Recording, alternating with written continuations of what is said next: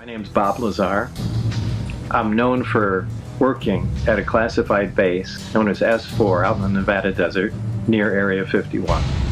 And there, we reverse engineered alien spacecraft. Bob Lazar, a name deeply intertwined with conversations about extraterrestrial life, remains a contentious personality within the UFO community. His bold assertions regarding top-secret governmental activities and alien technologies have captivated and split followers for many years. With Lazar ending his long-held silence, excitement builds, providing fresh optimism for understanding in a universe filled with unresolved inquiries. Chapter 1. The Early Whistleblower. In the late 1980s, a seemingly unassuming man named Bob Lazar emerged from the shadows with claims that would reverberate through the UFO community and beyond. Lazar alleged that he had been employed at a secretive government installation known as S4, located close to the infamous Area 51 near Groom Lake in Nevada. It was here, according to Lazar, that he worked on reverse engineering extraterrestrial technology. Lazar's initial claims were nothing short of sensational. He described 9 different spacecraft, asserting they were of extraterrestrial origin. One craft, which he referred to as the Sport model, was powered by a reactor that utilized an element which, at that time, was unknown to public scientific knowledge, element 115. This element, Lazar claimed, was capable of generating anti-gravity effects, allowing the spacecraft to achieve maneuvers that defied conventional physics. To add layers to his claims, Lazar discussed the compartmentalization of work at S4, suggesting that teams worked in silos, privy only to their specific project's details, making it hard to gain a full picture of the operations. This mode of operation was designed to ensure utmost secrecy. Lazar's narratives provided a semblance of structure and specificity that had often been missing from UFO accounts. Here was a man who not only claimed to have seen UFOs but had allegedly worked on them. He offered technical details, specific locations, and even a timeline of events. His revelations fed into a growing public desire for transparency around what many believed were decades-long government secrets regarding extraterrestrial encounters. However, Lazar's declarations did not just instigate enthusiasm. With them came a tidal wave of skepticism. Critics quickly pointed out inconsistencies in his narrative, from his educational background to the very existence of certain places he mentioned. The physics community, in particular, raised eyebrows at the proposition of element 115 being used as fuel for interstellar travel, deeming it a near impossible feat given the element's properties understood at that time. But despite the criticisms, what Lazar managed to achieve was remarkable. He invigorated the UFO discourse, providing it with a new lexicon and a renewed vigor. Conversations now had focal points like Area 51 and Element 115 that even laymen could latch onto. Before Lazar, Area 51 was a little-known military base. After Lazar, it was entwined with alien folklore, prompting curious onlookers, journalists, and UFO enthusiasts to venture as close as they dared, hoping to catch a glimpse of the otherworldly. Furthermore, the nature of Lazar's whistleblowing led many to view him as a champion of truth, someone risking his well-being to expose potentially world-changing information. This image of a lone individual standing against a monolithic entity like the government struck a chord with many who had grown wary of official narratives. Over time, Lazar's story would be dissected, debated, and often derided, but its impact was undeniable.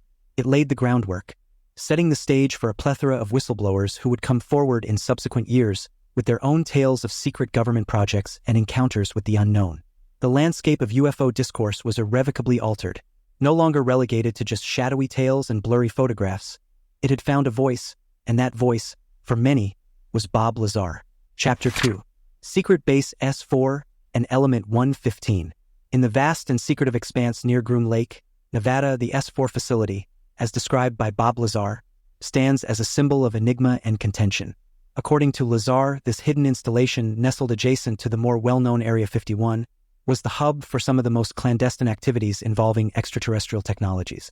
Lazar's descriptions of S4 painted a picture of a facility that was as much about preservation of secrecy as it was about scientific exploration.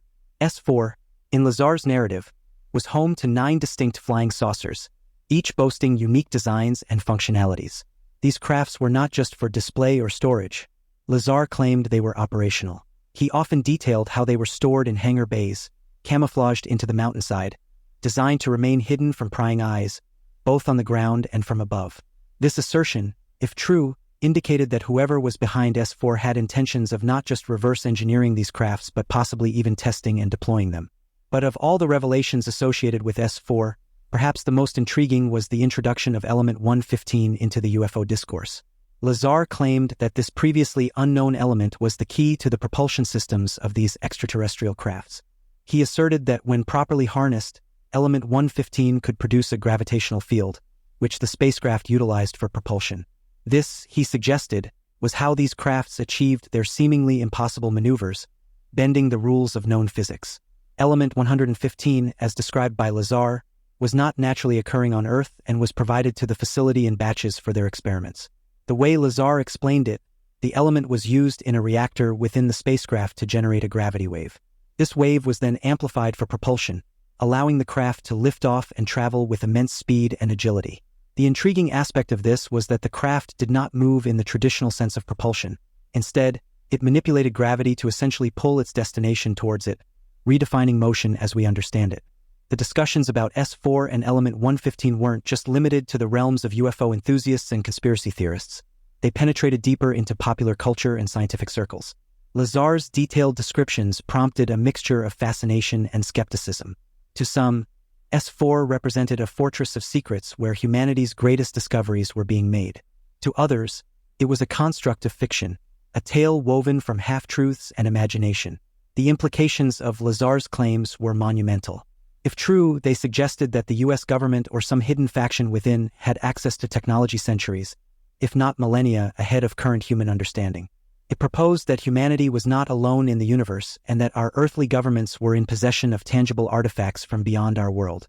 However, the specifics of Lazar's account, the intricate workings of the alien crafts, the properties and applications of element 115, and the inner operations of S4, also became points of contention. For every individual who ardently believed in Lazar's narrative, there was another who dismissed it as fabrication. Still, regardless of where one stood in the debate, the tales of S4 and element 115 added new dimensions to discussions about extraterrestrial life and technology. They raised questions not just about what might be out there in the cosmos, but also about the lengths earthly powers might go to keep such discoveries under wraps. Lazar's narrative, intertwined with the enigmatic S4 and the perplexing element 115, ushered in a new era of curiosity, hope, and skepticism in the search for extraterrestrial truth. Chapter 3. The Power of Media. In an age where information travels at the speed of light and narratives can be shaped and reshaped with every tweet, blog post, or television special, the media's role in propelling Bob Lazar's story into the global consciousness cannot be overstated. While Lazar's tales of extraterrestrial craft and secretive government bases were undeniably captivating in their own right, it was the media's magnifying lens that brought his claims out of the fringes and into mainstream discourse. Lazar's initial foray into the public eye was orchestrated by investigative journalist George Knapp. Knapp, an established figure in journalism with a reputation for thoroughness, provided a degree of legitimacy to Lazar's claims. Their televised interviews were pivotal in giving Lazar's story its first broad platform. Knapp's probing questions and Lazar's matter-of-fact responses created a dynamic that was both intriguing and accessible to the average viewer. The visual medium, with its ability to marry sound, imagery, and narrative, was perfectly suited to delve into the mysterious and the otherworldly. Lazar's descriptions of the S4 facility, the alien crafts, and the intricate mechanisms of element 115 were complemented by reconstructions, animations, and expert analyses. This blend of storytelling and visualization made the complex and the abstract palpable, allowing viewers to journey with Lazar into the heart of the enigma. Documentaries further amplified Lazar's narrative. These longer formats allowed for a deeper exploration of the subject matter, juxtaposing Lazar's claims with expert opinions, archival footage, and on-site investigations. Documentaries also introduced a broader spectrum of voices into the conversation, from staunch skeptics to fervent believers. This mosaic of perspectives, while sometimes discordant, provided a richer, more multifaceted understanding of the Lazar phenomenon. One such documentary that stood out was Bob Lazar, Area 51 and Flying Saucers, which delved not just into Lazar's claims but also into the man himself, his motivations, fears, and the toll that his revelations took on his personal life. By humanizing Lazar, the documentary invited viewers to look beyond the sensational and consider the very real ramifications of whistleblowing. Furthermore, the age of the internet brought with it a democratization of discourse. Online forums, blogs, and social media platforms teemed with discussions, debates, and dissections of every facet of Lazar's story. Amateur sleuths, armchair physicists, and UFO enthusiasts from around the world could now share their insights, findings, and theories. This collective hive mind, unbounded by geography or institutional constraints, sometimes unearthed details or connections that traditional media overlooked. YouTube channels and podcasts dedicated to UFO research frequently featured Lazar's story, often with fresh takes or new information. Some sought to debunk his claims with methodical analysis, while others presented corroborative accounts or evidence that seemed to bolster his narrative. However, one cannot deny that without the media's involvement, Lazar's story might have remained a footnote, a whispered tale among a niche community. Instead, it became a global phenomenon, a touchstone in the UFO lore. It sparked curiosity, instigated debates, and inspired a new generation to look up at the stars with wonder and ask the age-old question: are we truly alone? The media's relationship with the Bob Lazar narrative is a testament to its influence in shaping collective consciousness. It underscores the profound impact that storytelling, when amplified by technology and broadcast to the world, can have on our understanding of reality, our beliefs, and our place in the cosmos. Chapter 4. Criticisms and Counterclaims. Every revelation, especially of the magnitude that Bob Lazar presented, inevitably invites scrutiny. The more audacious the claim, the more intense the investigation it undergoes. Lazar's assertions about S4, extraterrestrial crafts, and element 115 were no exception. Over the years, several criticisms and counterclaims emerged, challenging the veracity of Lazar's story. One of the foremost criticisms pertained to Lazar's personal history. When researchers and journalists attempted to verify Lazar's credentials, anomalies surfaced. Lazar claimed to have studied at both the Massachusetts Institute of Technology, MIT, and the California Institute of Technology, Caltech, but no records of his attendance could be found at either institution. In response, some of Lazar's supporters posited that his records might have been erased or altered to discredit him, a narrative that further entrenched the idea of a grand cover-up.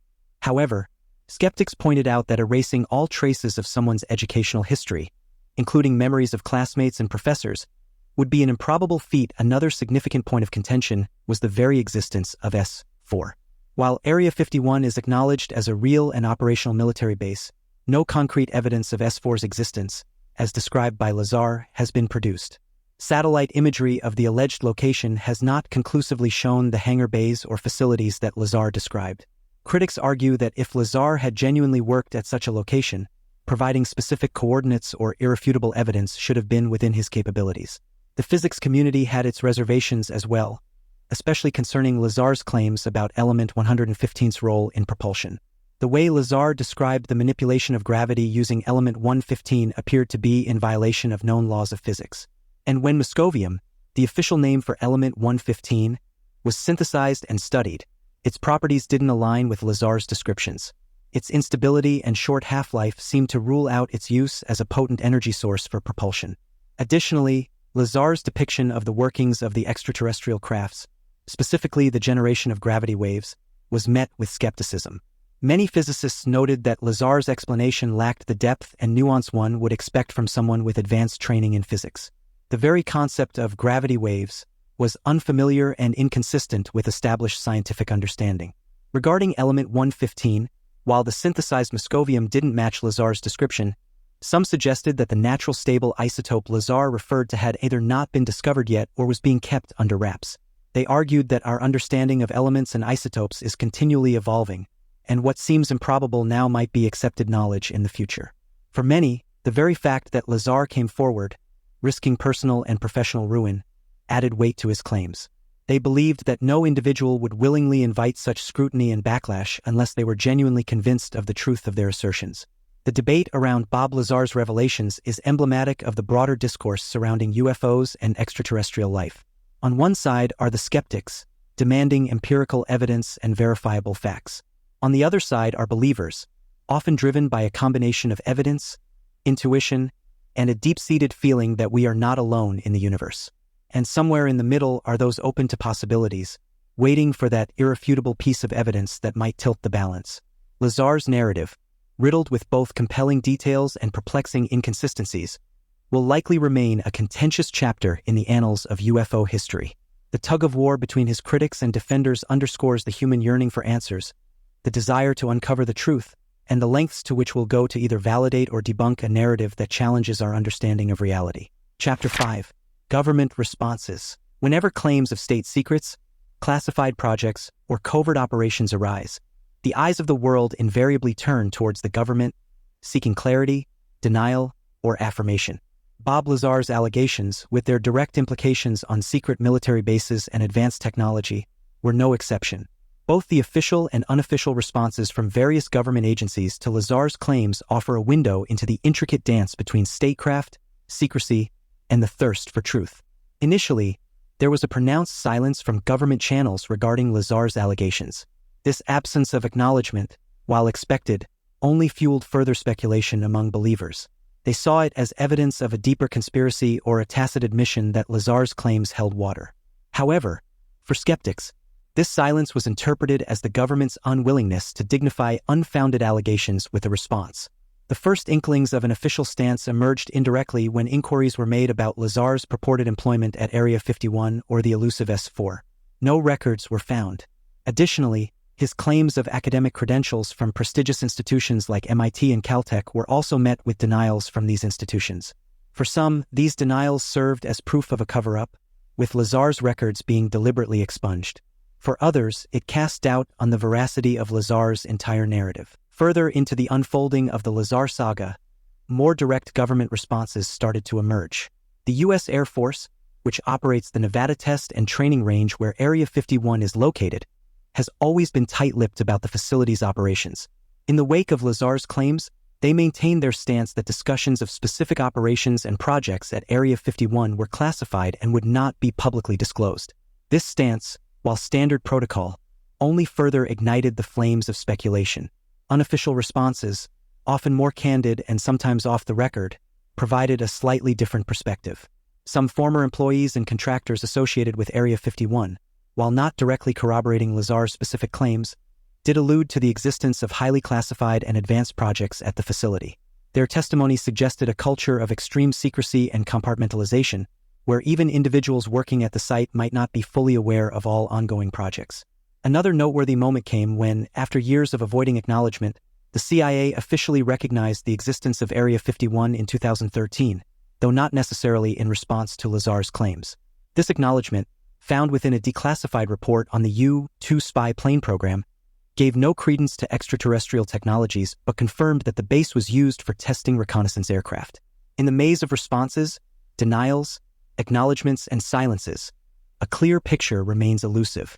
Lazar's claims continue to oscillate between the realms of possibility and skepticism, with government responses adding layers of intrigue to the narrative.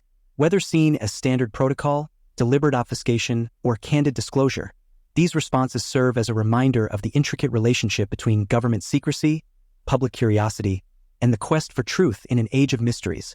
Chapter 6. Scientific Inquiry. The realm of science, with its stringent principles of evidence-based inquiry, often finds itself at odds with claims that veer into the speculative or the unverifiable. Bob Lazar's assertions, particularly those related to element 115 and its purported properties, have provided fertile ground for such scrutiny. Element 115, as described by Lazar, was central to his narrative. He posited that this element was the cornerstone of the propulsion systems of the extraterrestrial craft he claimed to have worked on. According to Lazar, when properly harnessed, element 115 could generate a gravitational field, effectively allowing the spacecraft to warp spacetime and achieve interstellar travel. However, when the scientific community began its examination of these claims, several issues arose. First and foremost was the very existence of element 115. During the time of Lazar's initial revelations, such an element had not been catalogued in the periodic table. It was only later, in 2003, that scientists were able to synthesize element 115, which was subsequently named moscovium. The properties of moscovium, as understood from laboratory observations, starkly contrasted with Lazar's descriptions.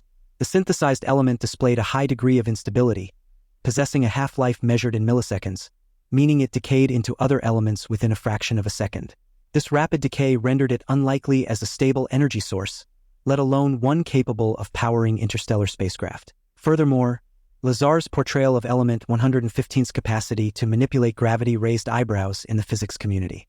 Gravity, as one of the four fundamental forces of nature, is notoriously difficult to manipulate. Despite extensive research in the field, humanity's understanding of gravity remains limited, and the idea that an external substance like element 115 could control or generate gravitational fields seemed to challenge established knowledge. It's worth noting that science, by its very nature, remains open to new discoveries. The history of scientific inquiry is replete with instances where once dismissed theories or ideas found validation through subsequent research.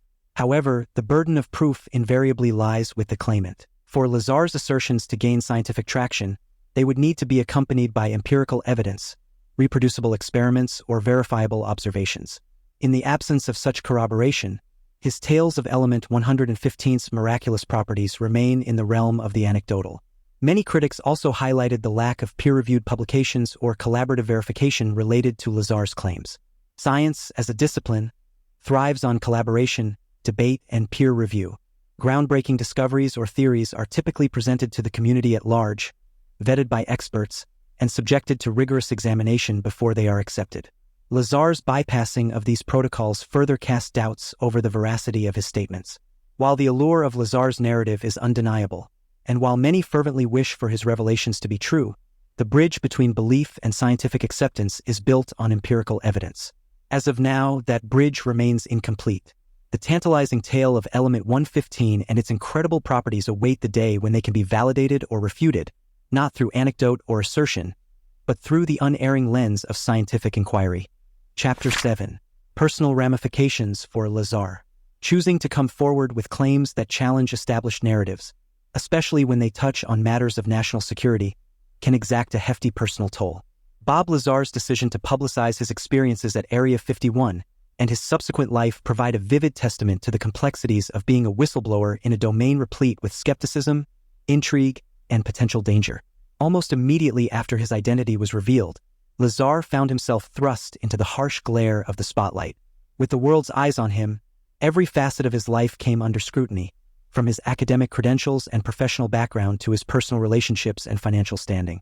There seemed to be no aspect of his life that remained untouched.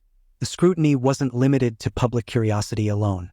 Lazar repeatedly claimed that he had been threatened and that attempts were made to erase all official records of his existence. He spoke of being followed, monitored, and intimidated.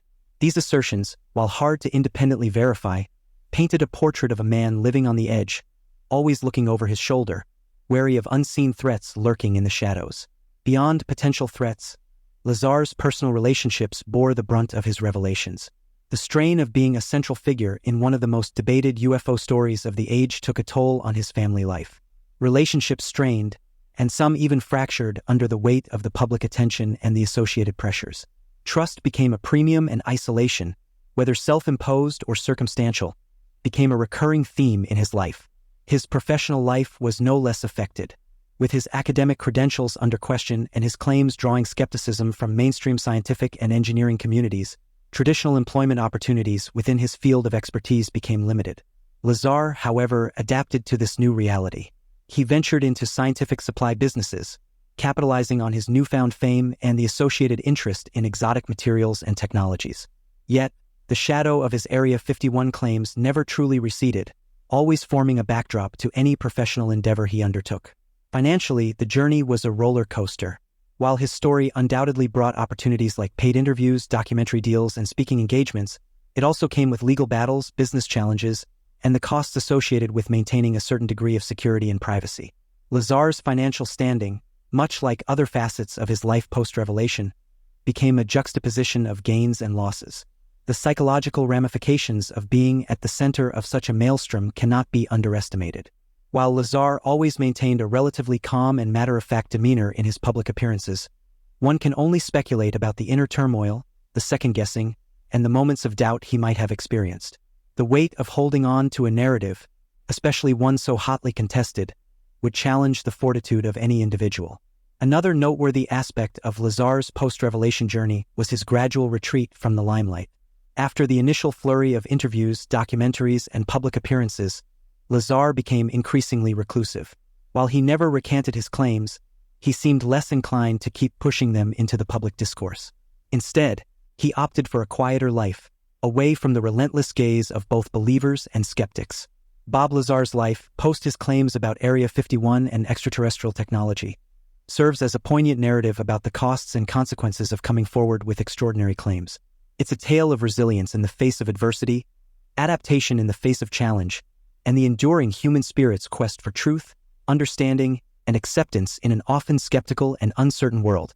Thanks for watching. We'll see you in the next video.